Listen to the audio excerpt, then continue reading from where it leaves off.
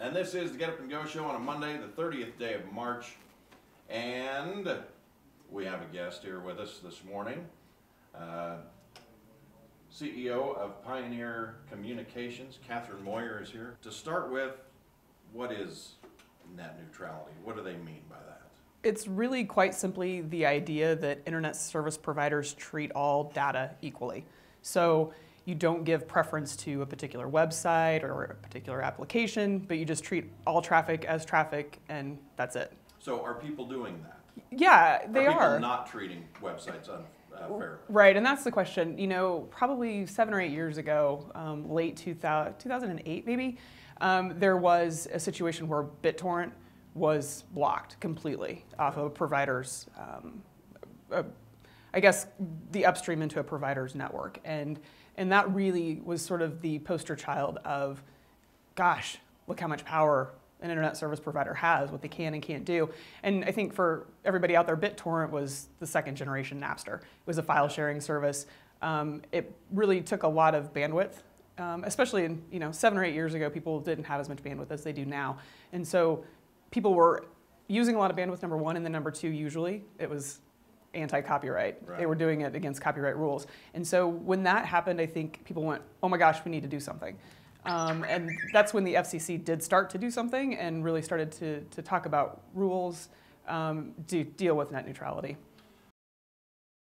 I think the biggest fear has been that as we've watched internet grow, as we've watched traffic on the web grow, you start to see the giants come out. Who are they? Netflix, Amazon, Google, people like that who really have, frankly, a lot of money. And the worry then becomes, as we've started really to see in the last couple of years, is they're looking at providers going, I actually want to pay you money to guarantee that my stuff gets there before somebody else's. A little bit competitiveness, but also really trying to provide good service. I mean, if you think about Netflix, it's a bandwidth hog. And so what does Netflix want? They want you to look at and go, okay, you can have 2 lanes of my 4-lane superhighway, and it's all Netflix all the time, and you're going to pay me money for that. Well, what's that ultimately do? It gives the guys that are big a competitive advantage, because some little small website isn't going to be able to pay Comcast or Time Warner or Pioneer Communications any money to secure that piece of the superhighway. And so I think that was the worry when the FCC looked at it and said, hey, look, you're getting, frankly, it's the old school trucking analogy, I guess. You're getting goods from point A to B, and so to do that, you can't discriminate against people. You have to be able to allow everybody the same access. And I think that's really what they were trying to I guess, head off at the pass, to not allow it or to disallow it before it was really happening and was a widespread practice.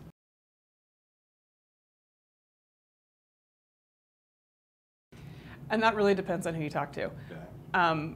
If you want to ask me my opinion from a Pioneer Communications standpoint, I don't really think it's that bad. If you listen to Verizon or Comcast, they'll tell you how awful it is and how they're going to sue the FCC over the recent order. And we can talk about what's in that recent order if you want. But from our standpoint, we weren't doing it. We're also not large enough to really command a Netflix to come in and say, hey, we want to pay you money to reach the, I don't know how many subscribers they've got in our service area, but probably, let's say 5,000. We weren't a big enough blip on their map for them to want to come to do it. So for us, it's really not that big a deal. Now, I will say going forward, it could present some challenges if you start to talk about traffic shaping and making sure things are flowing correctly in your network and giving priority to some things. Yeah, then you can't do it. Or if you did it, you'd get your hand slapped by the FCC. So, it could present an issue going forward. But right now, I'm perfectly fine with it. Yeah.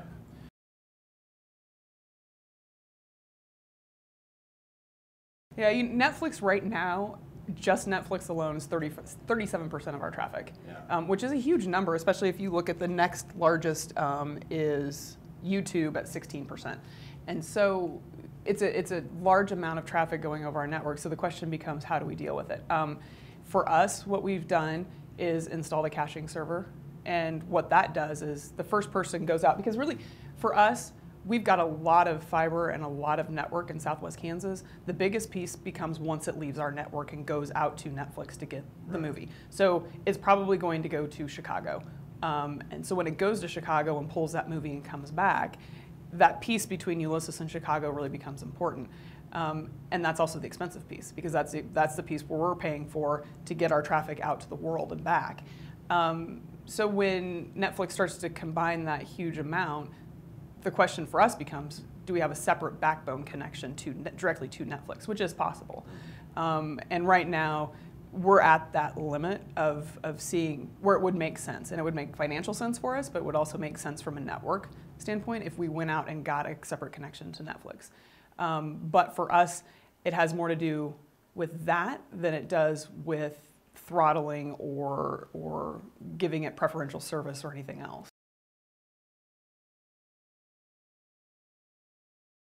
You know, as people push more and more video onto the internet, I think that is really the biggest hog right now. I mean, when I start to talk about Netflix and YouTube being our two largest uses, right, it's that video piece that hogs it. Well, what's happening with video? Now we've got HD, now we've got Super HD, now we've got 4D or whatever else they've got up their sleeves, and so all that does is require more bandwidth. So I don't see it stopping anytime soon, which is why I get daily reports every single morning about what our usage is and where we're hitting, because we need to plan for it.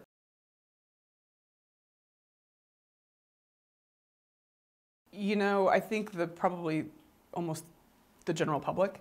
Okay. If you go out and look, when the FCC had the net neutrality proceeding open, they encouraged comments. There were so many comments filed that it crashed the FCC's website, which is not normal. Normally people like us, people like our trade associations file comments, but this was the first time we saw just regular people filing comments at the FCC going, hey, you should do this or you shouldn't do that. Now, unfortunately, a lot of those comments could be thrown out because they either didn't make any sense or just weren't relevant to the issue. But what you've really seen is this groundswelling of public support of people who rely on the internet going, don't mess with it. I really don't want you. You know, there was a whole thing about don't tax the internet, don't do this, which, while it didn't have anything to do with net neutrality, it really followed over of keep your hands off the internet government.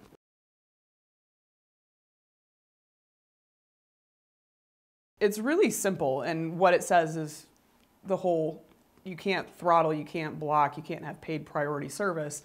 It does exclude a few things like VoIP service, voice over internet protocol. So if you're carrying voice over, you can prioritize voice to make sure it actually gets from point A to point B. Otherwise, you sometimes have that garbled, electronic voice. And then it does a few things about interconnection, which is really not, I think, why you had me here to talk about how carriers interconnect with each other. But the biggest thing that it did was move the basis for the net neutrality rules.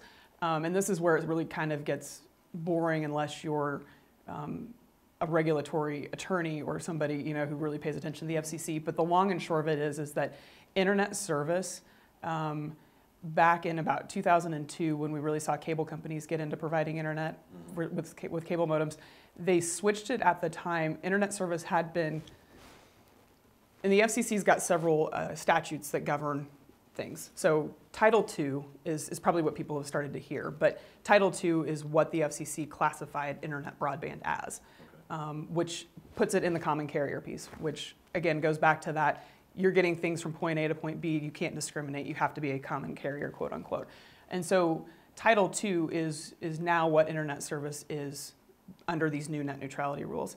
Now back in 2002, the FCC changed it from Title II to Title I and said, hey, it's Title I, we like deregulation, we don't want to have to put all these rules on the internet, we want to really focus on getting that service out there. So they made it Title I under Michael Powell, which is what it is. And now 13 years later, they want it to be Title II. And so now they've completely switched course.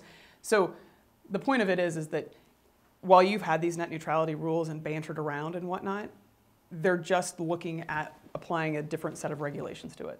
If that makes any sense.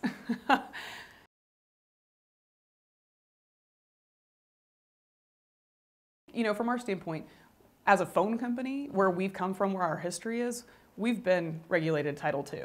So for us, this regulation scheme is not an issue. Not to mention the fact that we weren't doing any of these things that people were worried might happen if there weren't net neutrality rules.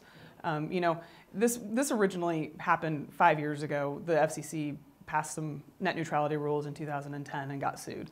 And the court said, yeah, no. And the reason they said no, it wasn't the rules themselves, it was the Title I regulation didn't give the FCC the authority to do what they wanted to do. So now when they came back to do this, what they've said is, we're going to apply Title II to this, which gives them the authority, which also means when they get sued, which they're going to get sued, again, over this recent order from February, is that the court's going to be able to say, okay, you actually now have the authority because you put it under Title II. Now that's what they're going to get sued on. It's not the rules necessarily that they're going to get sued on. It's going to be putting it under Title II because frankly, AT&T, Comcast, Verizon, they don't want to be regulated like that. They don't want to have to deal with Title II regulations. They don't want to answer to the FCC for certain things. Even though, like I said, it almost is, the rules almost were anticipating that there were going to be an issue and not necessarily in direct response to an issue happening.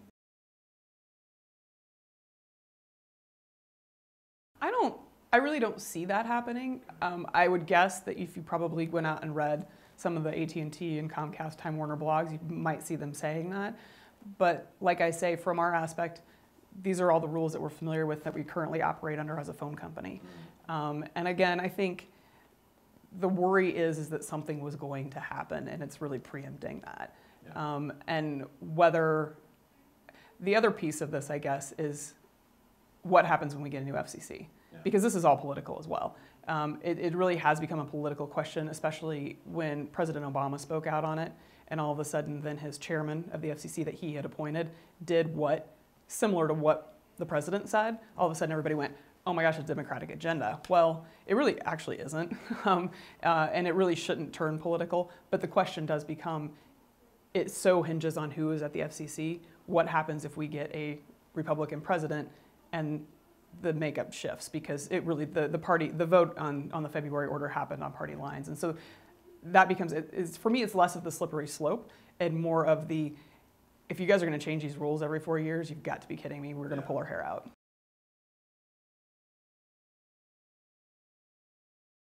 What it really comes down to is how does it affect you as an end user? Right now, it's really not going to. You're not going to see any change. And again, you know, as Pioneer, we're not in a place where we're concerned about it because we aren't throttling, we aren't blocking, we aren't providing, you know, paid prioritization to anybody. So you're not going to see a change. And again, the FCC is going to get sued, and they're going to get sued big. And it's probably a long time out before we see what actually happens with these rules.